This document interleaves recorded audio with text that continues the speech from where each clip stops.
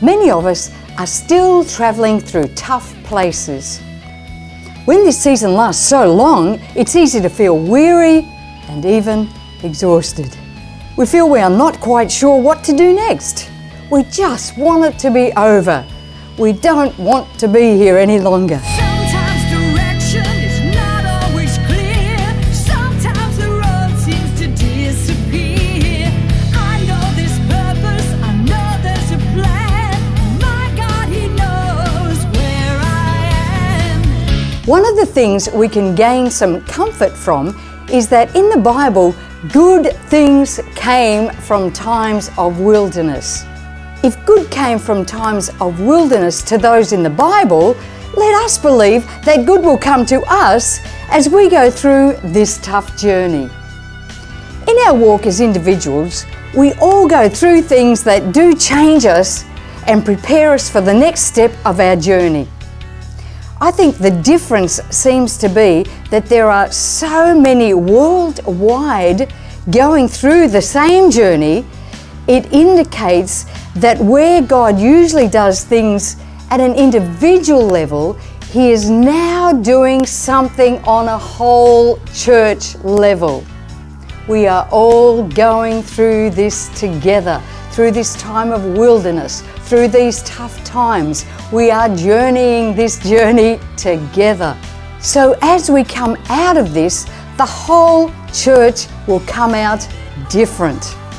You cannot go through times of trouble, times of wilderness, without coming out transformed in some way or another. Where does my hope come from? It's only from the Lord. Where does my hope come from? It's only from the Lord. Even when I'm all alone, I hear your voice speak from the throne. You cannot go through a storm without being affected in some way. Jesus Himself was led into the wilderness by the Spirit, but He came out in the power of the Spirit. Maybe as a church, we are being led by the Spirit into the wilderness, but will come out in the power of the Spirit. I'll never leave you. I will never forsake you. I hold you in the palm of my hands. I will never leave you. I will never forsake you. I'm raising you up in this great land.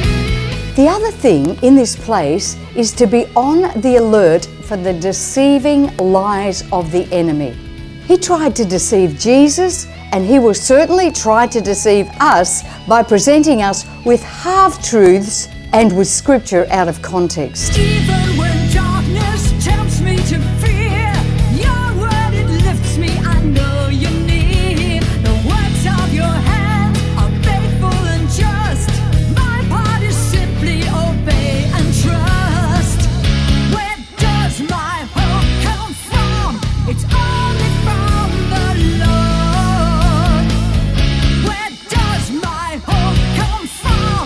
It's only from the Lord. To prevent being deceived by the counterfeit, we must know the real thing and be able to spot the discrepancies. Going into the wilderness enables us to get deeper plugged into the power source of the Spirit. So much can happen in that place. We will come out different. The best way to approach it is to use the time to draw close to God. Allow Him to work in our lives, to empower us and cause us to come out different. Recognize that He is close. He is with us. Let's face it, in the wilderness, everything is different and nothing is familiar. It encourages us to search for the new thing that God is doing and not just approach things as we have in the past. I give it all to you. All my dreams, the plans are made without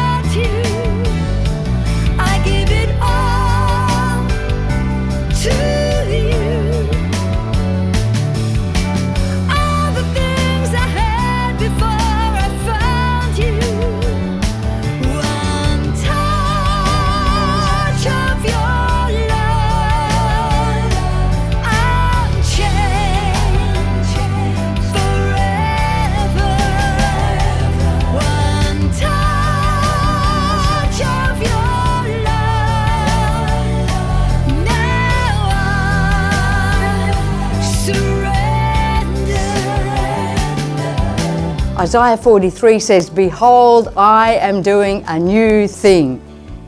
In this time of trouble, in this time of wilderness, in the shaking, let's seek and find what the new thing is. Our approach is not just to wait for it to be over, but to find what the new is. What is this new thing? God makes a way in the wilderness. He has a plan. It does not catch Him off guard. God will always make a way. God is building His church, and the gates of hell shall not prevail. The devil's the loser. The battle is already won. He's the loser. The winner is God's own son. Gathering together is very important. Gathering together is vital. But in the midst of what we are going through, I believe God still has a plan. And at this stage, as soon as possible, we should gather in small groups. Gathering at any level is vital. We must do what we can to gather together through the tough times. As individuals, we must allow God to do what He wants to do in our lives. And as soon as we can, we must meet in small groups. And ultimately, we look together in corporate worship when we can, in whatever form we can, be it indoors or outdoors. Whatever we can, whenever we can. So let's get to the other side of these troubled times as overcomers, overcoming every obstacle. Let's get there as overcomers and as winners. You are a winner. You are an overcomer.